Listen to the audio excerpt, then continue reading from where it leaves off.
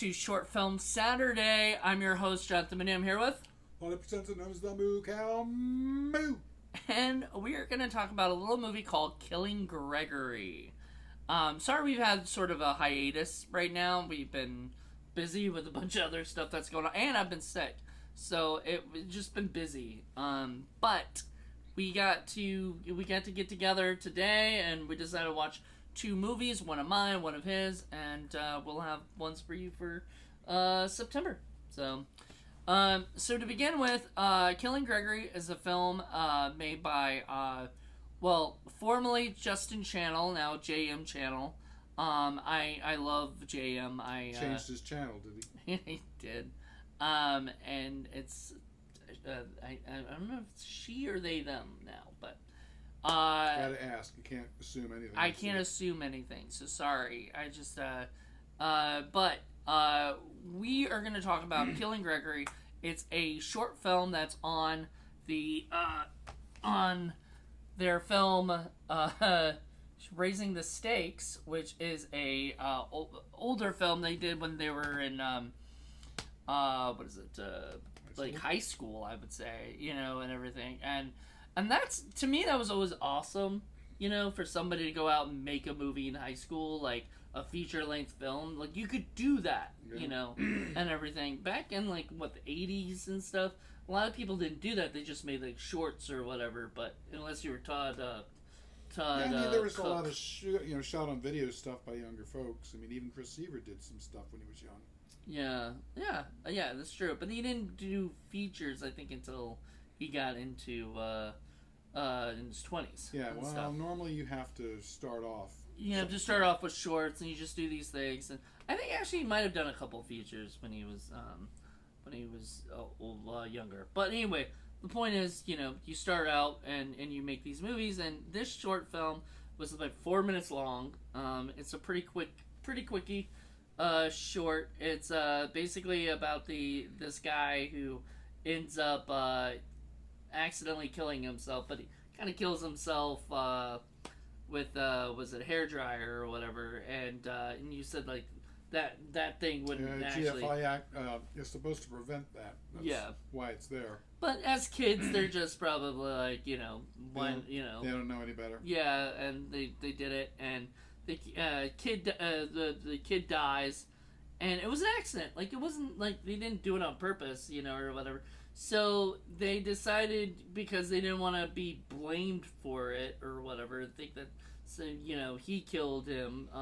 Which is another weird thing, because cops have things called investigations, and they're pretty good. They know when somebody's been killed or when somebody's sort of electrocuted themselves.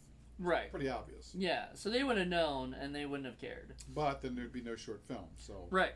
So the guys, so they, they give he calls over his friend, that's Zane Crosby's, calls over his friend, and his friend goes and they, check out, the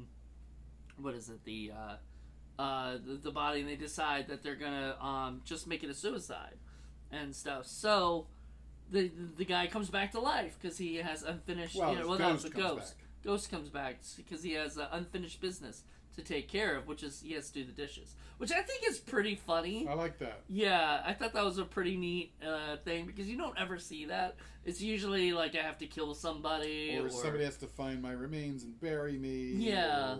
Then the unfinished business in this case is he was supposed to he's doing the dishes. That's what he had to dry the dishes, and then. So he is weird that he's going to be drying it with a hairdryer. Then even the guy even says that. Like, Zane Crosby's like, why do you do it with a hairdryer? But again, there's no film if he doesn't do that. Yeah. So anyway, he comes up there and he sees the note, and it drives him crazy, and he comes back and as a zombie, I guess. He goes back into his dead body and brings it to life so that he can kill the other two. Yep, in real life. So it goes and then kills them. The fun part is they come back. And then one of the unfinished business that one guy had to do is he had to poop.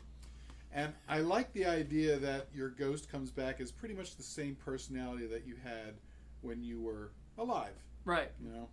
It's pretty funny. It's cute. Yeah, It's short. It's short. I think if they had expanded it a little longer, it could have been... Yeah, because I liked your idea that the ghosts come back as annoying ghosts or something. Well, I mean, it's just people spend all this time, being terrified of ghosts. Well, what if the ghosts, instead of being terrifying, they're just annoying? Right. They're just irritating, and you can't get rid of them. You can't get rid of them because they're stuck there. Right. They can't, unless they pass on to the other side. They're the ultimate troll. Yeah, they can just fuck with you the whole time or whatever, and until you either move out or you. Especially whatever. if it's somebody that you killed. What perfect revenge than to come back and just pester the living hell out of somebody until you drive them to kill. Yeah, to insanity, to kill again or something, and then that person comes back and starts. Right. Never-ending cycle there. It's so funny. Oh, that's funny. Yeah. Well, there you go. There's a movie right there idea. But yeah, this movie, like I said, it was interesting. It had some funny bits. It definitely felt like high school humor and stuff. And I enjoyed it. It's one of those shorts that I'm glad I watched. I don't think I might have seen it when I first bought the DVD, just because I like to go look at all the bonus features and everything. And this DVD for Raising the Stakes, I don't know if you can get this anywhere else anymore. But it also has commentary with the original movie, Raising the Stakes, has commentary. And the bonus short film has commentaries and outtakes. So, like, you can actually watch with commentary for a 4-minute short. That's got to be interesting to hear, just, like, what they did, I guess. Sure, they don't have a featurette about the making of the 4-minute movie that's actually longer than the 4-minute movie.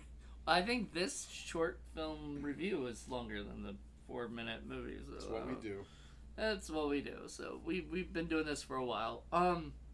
But yeah, I would definitely recommend seeing it if you haven't checked it out. If you can get a copy of this, I would get a copy Uncle of it. Amazon, I'm sure, has it. I don't know. Like, I think you had to get this from. Do they have a website? They did. Yeah. Oh man. So Freak Productions put it out. So that's Henry Couteau's company, and he did a lot of old school LBP stuff too. Well, so. Worst comes to worst, you could always contact your friend, ask them where people can go to pick up if copies. if they want it want it viewed by people. I think because I told them I was going to check out the or I was going to do this for IOC at some point, and they suggested Die and Let Live, which is their second movie, not this one as much because they don't like it as much.